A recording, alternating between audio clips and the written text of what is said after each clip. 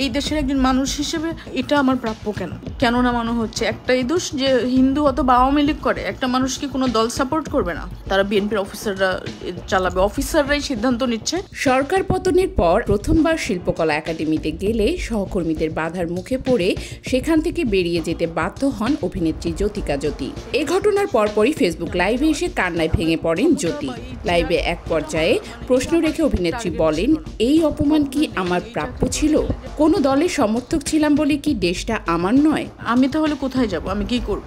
এই দেশকে তাহলে আমার না, মানে এই দেশের একজন মানুষ হিসেবে মানে এটা আমার প্রাপ্য তিনি বলেন, যখন থেকে বুঝতে শিখেছি তখন থেকেই একটা সরকারকেই ক্ষমতায় দেখেছি। মানে যখন থেকে আমি বুঝি তখন থেকেই আমি আসলে একটা সরকারকেই ক্ষমতায় দেখেছি, সেটা আওয়ামী লীগ সরকার। তিনি দাবি করেন, দলের সুবিধা নিয়ে চাকরিতে আসেনি, নিজের যোগ্যতায় এই পদে এসেছি। আওয়ামী লীগের সুবিধা নিয়ে এই পদটাতে আসিনি, যদিও যেহেতু আওয়ামী লীগের আমলে আমার চাকরিটা হয়েছে, সবাই এটাই বলে যে আওয়ামী লীগের সুবিধা ভুগি আমি, যার জন্য আমার এই চাকরিটা হয়েছে। কিন্তু কিভাবে আমার চাকরিটা হয়েছে সেটা আসলে আমি জানি। তিনি দুঃখ প্রকাশ করে আরও বলেন, সবকিছু দেশ পরিবর্তনের আলোর মুখ দেখাচ্ছে, তাহলে আমার সাথে কেন এভাবে আচরণ করলো? আমাকে তাড়িয়ে দেওয়ার রাইট তাদেরকে কে দিল? সবকিছু নতুনভাবে চলতেছে, নতুন নিয়ম হচ্ছে দেশে, সব কিছু ভালো হবে, সব কিছুই ভালো হবে। তাহলে এই যে টেনে হিচড়ে এক একজনকে পদ থেকে নামানো হচ্ছে, সেটা আসলে কিরকম ভালো আমি বুঝতে পারছি না। দেশের হিন্দু ধর্ম সম্প্রদায়ের সুরক্ষা নিয়েও প্রশ্ন তোলেন জ্যোতি। যতই মুখে বলুক হিন্দুরা এই দেশে প্রোটেক্টেড, হিন্দুদের কিছু করা হবে না, তাদেরকে গার্ড দিয়ে রাখা হবে, তো এমনই গার্ড দিয়ে রাখা হচ্ছে যে তাদের প্রত্যেকটা পদ থেকে টেনে হিচড়ে নামানো হচ্ছে।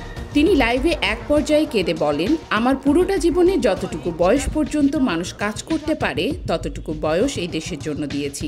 এরকম একটা অপমান, মানে আমার পুরোটা জীবনের, মানে যতটুকু বয়স পর্যন্ত মানুষ কাজ করতে পারে ততটুকু বয়স আমি এই দেশের জন্য দিয়েছি। আমার আরেক সহকর্মী আমাকে বললেন, চলো বেরিয়ে যাই। আমি তাকে বলি, আমার চাকরি তো শেষ হয় নাই, তাহলে আমি কেন যাব? প্রজ্ঞাপনের মাধ্যমে নিয়োগ বাতিল হলে অবশ্যই আমি আর আসবো না।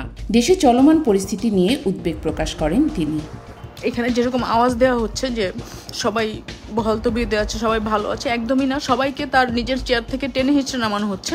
কেন নামানো হচ্ছে? একটাই দোষ যে হিন্দু অথবা আওয়ামী লীগ করে, একটা মানুষ কি কোনো দল সাপোর্ট করবে না? একটা দেশে বিভিন্ন রাজনৈতিক দল আছে, যার যা ইচ্ছা সেটা সে সাপোর্ট করতে পারে, তার জন্য তাকে তার দায়িত্ব থেকে নামিয়ে দেওয়া হবে। এটা আসলে মানে কোন দিকে যাচ্ছে দেশ আমি জানি না। সহকর্মীদের আচরণে বিস্মিত হয়ে লাইভ শেষে নিজের ভবিষ্যতে কাজ নিয়ে দুঃখ প্রকাশ করেন এই অভিনেত্রী। আর্টিস্টদের মধ্যেও একদম দুটো ভাগ হয়ে গেছে, কোনো কাজ হচ্ছে না, এটাও মানে এই চাকরিটাও থাকছে না, তাহলে আমি তাহলে কোথায় যাব? আমি কি করব? সম্প্রতি এই অভিনেত্রীকে নিয়ে ব্যাপক আলোচনা ছিল। আলো আসবেই গ্রুপের অন্যতম সদস্য জ্যোতিকা জ্যোতি। যেদিন বঙ্গবন্ধু শেখ মুজিবুর রহমান মেডিকেল কলেজ ও বিশ্ববিদ্যালয়ে আগুন দেওয়ার ঘটনা ঘটে, সেদিন জামাত শিবিরকে টোকাই বলে আখ্যায়িত দিয়েছিলেন অভিনেত্রী। ডক্টর ইউনূসের নেতৃত্বে দেশে গঠিত অন্তর্বর্তী সরকারের শপথ পাঠের আয়োজন নিয়েও সামাজিক মাধ্যমে আপত্তি করেছিলেন। আয়োজনে কোরআন তেলাওয়াত পড়া নিয়ে বৈষম্যের প্রশ্ন তুলেন জ্যোতিকা জ্যোতি।